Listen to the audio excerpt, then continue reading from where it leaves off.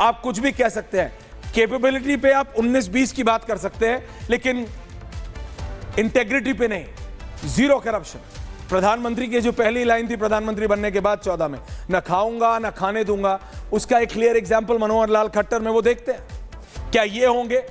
और भी नाम है मेरे पास, लेकिन उससे पहले मैं आप दोनों का reaction, going by seniority, Vijay ji, ये 3 नाम, विजय जी विद ग्राफिक्स, उन तीनों नेताओं के ग्राफिक्स चलाए। विजय जी, आपने 3 ऑप्शंस देखे अभी, ये नाम चले हैं, Bhupendra Yadav, Dharmendra Pradhan, Manohar Lal Khattar. Your opening comments है विजय जी। देखिए ऐश्वर्या, किसी भी नाम पर मोहर लगाने का काम तो मैं, ये खतरा तो मैं वो नहीं ले सकता इस सरकार में और मौजूदा व्यवस्था में, लेकिन तीनों नामों की इंटीग्रिटी पर आप सवाल नहीं खड़ा कर सकते। और भूपेंद्र जी को, धर्मेंद्र जी को, जगत प्रकाश नड्डा जी जो अभी अध्यक्ष भी हैं, उन तीनों को मैंने बहुत बैकरूम बॉयज़ के तौर पर काम करते हुए देखा। और जैसे आपने जिक्र किया भूपेंद्र जी का भी, उत्तर प्रदेश के चुनावों में जब 2014 के भी चुनाव हो रहे थे, 2017 के भी चुनाव हो रहे थे, तो वहाँ पर भारतीय जनता पार्टी की तरफ से अमित शाह जी का नाम बहुत चला था, लेकिन उनका जो साथ खड़े थे, मतलब कंधे से कंधा मिलाकर या मजबूती से, जैसे आप रात के 2 बजे का जिक्र कर रहे हैं, तो वो भूपेंद्र यादव थे। और उससे पहले की बात मैं करूं तो अरुण जेटली जी जब हुआ करते थे, तो धर्मेंद्र जी और नड्डा जी और भूपेंद्र जी, तीनों लोग उनके बहुत विश्वस्त लोगों में से माने जाते थे। भूपेंद्र जी तो आज की तारीख में मेरे ख्याल से अमित शाह जी के सबसे विश्वस्त लोगों में से हैं, कॉन्फिडेंट लोगों में से हैं। धर्मेंद्र जी को भी देखिए, धर्मेंद्र जी के लिए एक और बात मैं बोलता हूँ, भूपेंद्र जी तो है ही, अलवर से वो MP हैं, पहले राज्यसभा में थे, अजमेर से वो आते हैं, हमारे गृह राज्य से आते हैं, और बहुत विनम्र लोगों में से, आप उनको कभी नाराज नहीं देखेंगे, मुस्कुराहट के साथ देखेंगे। और दूसरा, मुस्कुराहट कितनी भी हो, उनके मन से कोई बात नहीं निकाल सकते कि पार्टी के अंदर क्या चल रहा है, जबकि उनको हर बात पता होती है, वहाँ पर वो हेडक्वार्टर में भी रहते हैं। धर्मेंद्र प्रधान के साथ भी, धर्मेंद्र प्रधान की एक खास बात और समझिए कि आज वो HRD मिनिस्टर हैं। HRD मिनिस्टर मतलब संघ और BJP का एजेंडा। आपको ध्यान होगा कि पिछले दिनों कुछ बदलाव किए गए थे HRD में, पिछले से पिछले जब सरकार का कार्यकाल था। तो धर्मेंद्र प्रधान पर यदि HRD का झंडा उनके पास, और अभी जो NEP को लेकर जिस तरह से विवाद चल रहा है, उसके बाद भी धर्मेंद्र प्रधान के साथ सरकार खड़ी है, तो इससे पता पड़ता है आपको कि कितना उनकी मजबूती है।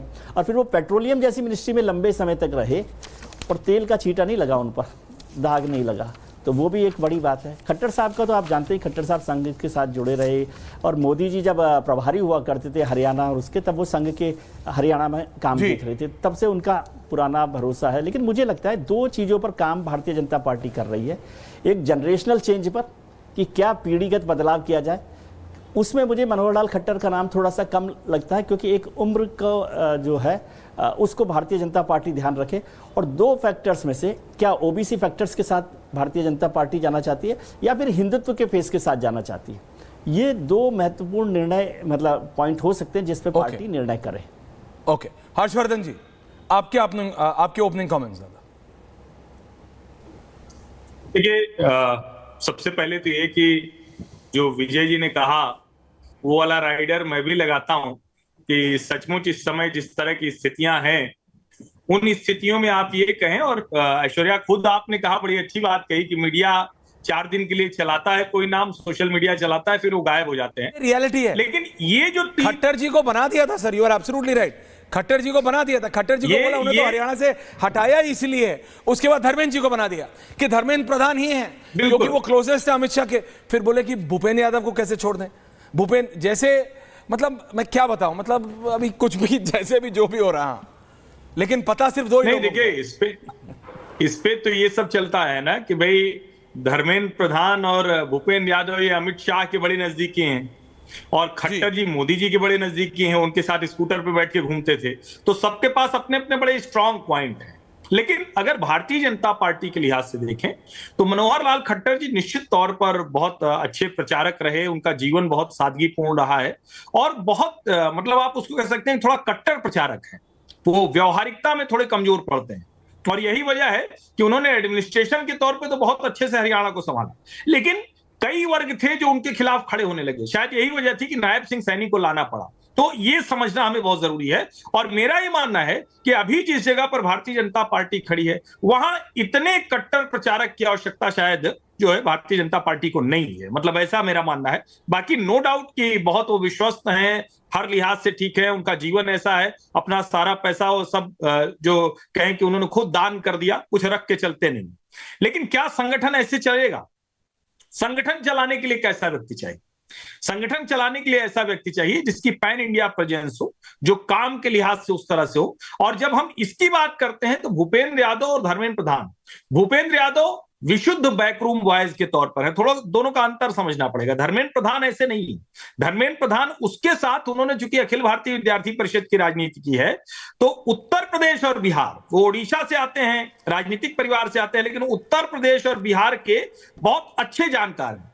भूपेंद्र यादव भी चूंकि प्रभारी रहे बिहार के, गुजरात में काम किया उन्होंने, उत्तर प्रदेश में भी काम किया, उसकी वजह से उनकी भी जानकारी है। लेकिन धर्मेंद्र प्रधान की इस लिहाज से कहें तो थोड़ा ज्यादा आगे, उनको कुछ पॉइंट्स ज्यादा दे सकते हैं। जहां तक व्यवहार की बात है, नो डाउट भूपेंद्र यादव जब अरुण जेटली के साथ थे तो उतने ही नजदीक थे। कम लोगों को ध्यान में है कि जब वो नितिन गडकरी के साथ थे तो उतने ही नजदीक थे। और अमित शाह के भी वो, आप अंग्रेजी में वो शब्द चलता है ना, ब्लू आइड बॉय, तो वो आप कह सकते हैं। लेकिन क्या भूपेंद्र यादव को अभी अध्यक्ष बनाकर भारतीय जनता पार्टी को कुछ दिखता है? तो ये सवाल, जवाब इसका आएगा कि हाँ, पिछड़ी जाति से हैं इसलिए है। लेकिन उस लिहाज से अगर देखें तो पैन इंडिया प्रेजेंस के लिहाज से धर्मेंद्र प्रधान, इन तीन नामों में, तीनों बड़े अच्छे नाम हैं, लेकिन इन तीन नामों में सबसे बेहतर नाम मुझे धर्मेंद्र प्रधान का दिखता है। अखिल भारतीय विद्यार्थी परिषद से आए, संघ और भाजपा के सभी टॉप लीडरशिप से उनके निजी संबंध है जी। ओडिशा से हैं, ओडिशा में उनका भी मुख्यमंत्री के लिए नाम चल रहा था लेकिन नहीं बने, तो उस लिहाज से देखें।